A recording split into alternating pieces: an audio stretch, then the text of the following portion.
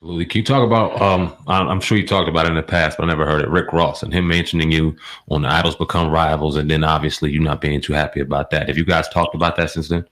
Nah, that's the thing. I didn't talk about him. I feel like, you know what I'm saying, Rick Ross mentioned my name like that as if he was with a nigga rocking with a, you know what I'm saying? Like, I don't like name drop me, and then if I reach out to them, whether they reach out to me or not, it's on deaf ears. You feel me? I feel like no should name drop no if you really don't.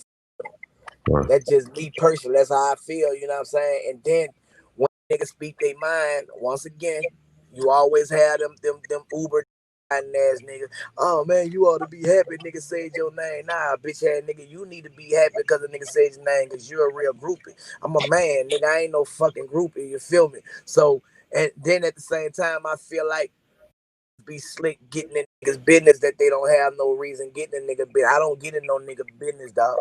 I might have my opinion and I might talk my opinion with my inner circle, but I won't get in the nigga business to where I publicize it and try to reap benefits off another nigga business. You feel me? And nah, Rick ain't reach out to me. You feel me? I felt like I talked to Rick Ross when I was in jail. You feel me? Like I remember he was in Memphis and I got on the phone with him. He had came through Memphis. I talked to him and it ain't like he ain't never had no conversation with me. You feel me? When I was in jail. So you felt like baby supposed to give me a three-piece. You got all these wings stop, nigga. You need to give me Mhm. something. You feel me? Which was symbolic from what I was saying. But you know, you can't say what another nigga did, and you're in a position to put a nigga in a position, and now one of you niggas ain't doing nothing. You feel me? So stay out of my business, and that's why I was on that. You feel me? No disrespect, but as a man, I'm entitled to speak my mind and tell another nigga, man, look, man, stay out of my business, dog, because I don't get in your business. You feel me? Absolutely. I mean, from the outside looking in, even listening to the album, you would think that he was actively involved. That was right there with you going on. So you telling us he had no idea what was even going on with your music. Nah, man. That's speculation like fans, man. Nigga don't know my business. Nigga don't know. Nigga just see shit on the outside and speculate. Nigga don't know what's what. Nigga don't know. Nigga don't know nothing what's going on with Wayne. Nigga don't know what's going on with me. Hmm. Nigga might know if a nigga make an outburst or something. Nigga make an assumption. Man, nigga wasn't never there, so niggas don't know, dog. You feel me? Yeah, that's crazy. BG. How's that? How's you with BG now? I know he's still Man, locked. BG to me, you know what I'm saying? BG be home in a day, man. I made a statement, BG free. What I say that shit in 2015 and I just tweeted it out again. And once again, man, a lot of people try to take your shit and twist it and make it mean something that it don't. And Mhm. nigga was like, oh man, he lied, talking about BG was home. Now y'all say BG was home. Bitch, I say BG free. We ain't gonna say free BG no more. We gonna speak it into existence. And dog, the way I speak spiritual. You know what I'm saying? The world will never understand spiritual things because the world is worldly. I can't get on the world level with my conversation if I don't feel like talking like that. Jesus spoke in parables. He spoke for the people that were supposed to hear. You know what I'm saying? So I'm not gonna compromise how I say something to please somebody. And that's what be going on. You have a lot of lost motherfuckers out there who get mad when they really don't know. Instead of them saying, I don't know, man, let me find out. You know what I'm saying? They'll do every other thing. You know what I'm saying? And I mean, that's on them if they lost. You feel me? I'm gonna keep on being boss. Ain't nothing gonna change with me. Yeah. What was going to ask you about? No Limit and Cash Money back in the day. We had the kind of perception that there was like issues between you guys. Can you take? Nah, it wasn't never no beef. All right. It wasn't never no beef. It probably was egos and like Master P was from the Calio and we rep the Magnolia, throughout history of Calio and Magnolia, if you know the politics of it, you know how that was. You know what I'm saying? But other than that, like we ain't never had no run-ins, no real beef. You know what I'm saying? With no limit. You feel me? We just was Cash Money and there with no limit. And we really held the city down. P moved to California and put it down for New Orleans. He just happened to be from New Orleans, but he didn't really like put it down for New Orleans. He repped the Calio of New Orleans. You feel me? Now, what's the scene like now out there in the rap scene in New Orleans, man? Who, could you tell us about somebody who's up and coming, somebody, one of your artists that we should be looking for? Yeah, man. I feel like my artist Fargiato, man. I feel like he the new Lil Wayne. And I keep on spinning, I keep on saying it. Same way Birdman said about Wayne, man. That's how I feel about my artist. And a lot of people they gonna argue and debate about that. But now one of these niggas can fuck with him. You know, I fuck with Lil Nino. You know, I think he not getting his just due that he should be getting. You know, I feel like is a bunch of this little chick named Miss Treaty. You know what I'm saying? I think she's very talented in her way.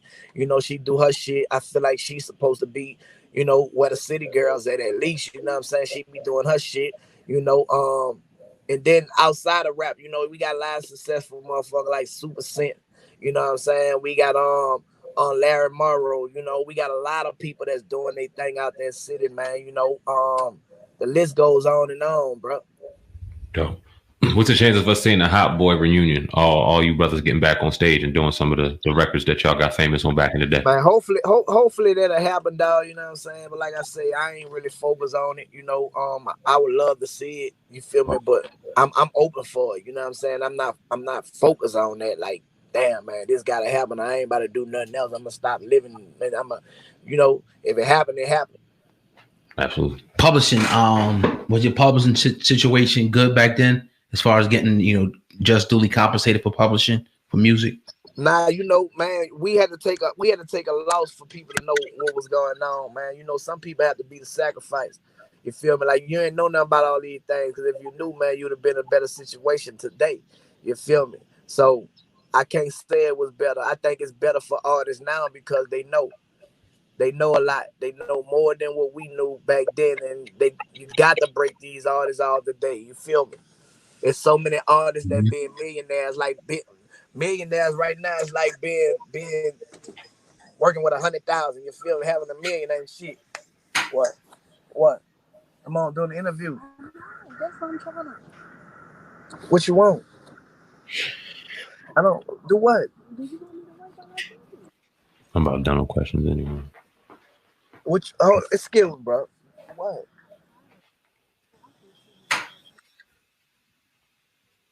If you want, man, it don't matter. No, yeah. Man, we wrapping up anyway, bro. We appreciate it, man. Absolutely, you know how it is. Hell yeah, man. Dope. But nah, man, we definitely appreciate you, you know, coming out. Let us know, you know, any future projects or anything that people should be looking out for from Turk, if you may. Man, really, like, man, just follow me on my social media, HotBoyTurk_32. Like, man, I'm working on my own podcast called Big Thuggin'. You feel me? Sure. I feel like, you know, like when I put my words out the blogs, I always twist my words. So I just woke up one day, man, I talked with Gilly, you know what I'm saying? He got one of the top podcasts, is $1 Million Game, and he told me I need to start mine. You feel me? So I took it into consideration. Then I talked with Troy Ave, and I see how he was doing the facto. And I was like, man, shit, Big Thuggin', you know what I'm saying? I already be on live talking my shit anyway. I might as well get paid for it. You feel me? So I just went and bought all the equipment now. I'm about to run this shit. I'm going to have that bitch lit up. I'm going to be the new motherfucking Charlemagne the God, man, you know? There you go. That's how I feel, man, you know what I'm saying? It's easy, man. I feel like my stories is legendary, you know what I'm saying? The world want it. Absolutely. Well, best of luck to you in your future endeavors, brother. We have Turk in the building of the podcast, man. Get the people your social media. Did you give people social media handles? I don't even know. Yeah, HotBoyTurk_32. Y'all make sure y'all click that link on my Instagram. Go to my podcast, Big Thuggin'. It's on Apple Podcasts, Spotify, everywhere you listen to podcasts.